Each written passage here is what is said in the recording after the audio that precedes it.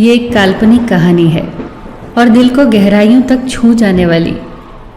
एक बार स्वर्ग में विचरण करते हुए कृष्ण और राधा एक दूसरे के सामने आ गए। विचलित से कृष्ण, प्रसन्नचित से राधा। कृष्ण सकपकाए, राधा मुस्कुराई।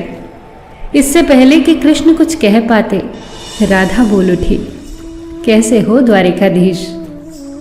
जो राधा उन्हें कान्हा कान्हा कहकर बुलाती थी, उसके मुख से द्वारिकाधीश का संबोधन कृष्ण को भीतर तक घायल कर गया। फिर भी किसी तरह अपने आप को संभाल लिया उन्होंने और बोले राधा से, मैं तुम्हारे लिए आज भी वही कान्हा हूँ। तुम तो मुझे द्वारिकाधीश मत कहो। आओ बैठते हैं। कुछ मैं अपनी कहता हूँ, कुछ तुम अपनी सुनाओ। सच कहूँ राधा, जब जब भी तुम्हारी याद आती थी, इन आंखों से आंसुओं की बूंदें निकल आती थी। राधा बोली, मेरे साथ ऐसा कुछ नहीं हुआ। न तुम्हारी याद आई, न आंखों से आंसू बहा, क्योंकि हम कभी तुम्हें भूले ही कहाँ थे। जो तुम याद आते, इन आंखों में तो सदा तुम ही थे। कहीं आंसुओं के साथ निकल न जाओ, इसलिए रोते भी नहीं थे। कान्हा, प्रेम से अलग होने पर तुमने क्या खोया, इसका एक आईना दिखाऊं तुम्हें। कुछ कड़वे सच प्रश्न सुन पाओ तो सुनाऊं। कभी सोचा है इस तरक्की में तुम कितने पिछड़ गए।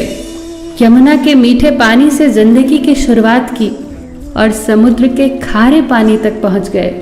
एक उंगली पर चलने वाले सुदर्शन चक्र पर भरोसा कर लिया और 10 उंगलियों पर चलने वाली बांसुरी को भूल गए।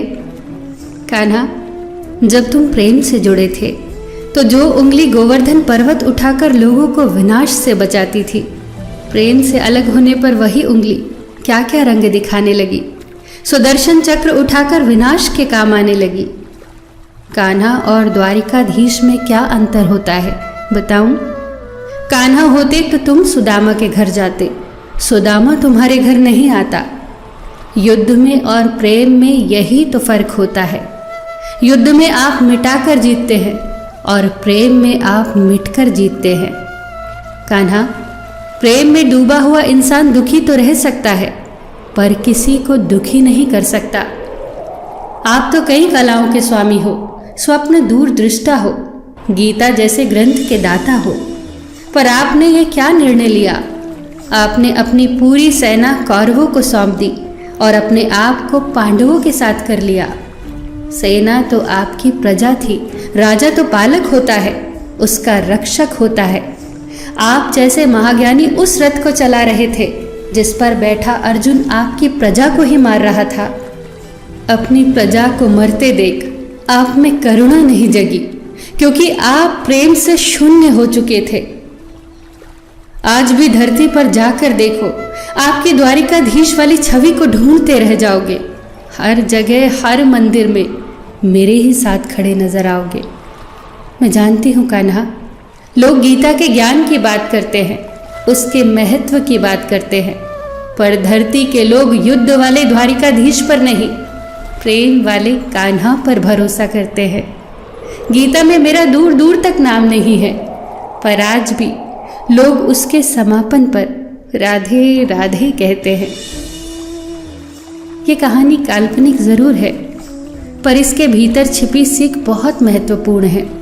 श्री कृष्ण के पास कभी किसी प्रश्न का उत्तर ना हो, ऐसा तो हो ही नहीं सकता, परंतु राधा द्वारा लगाए गए प्रश्न चिन्हों पर कान्हा मौन रहे। यही तो है प्रेम में समर्पण का भाव।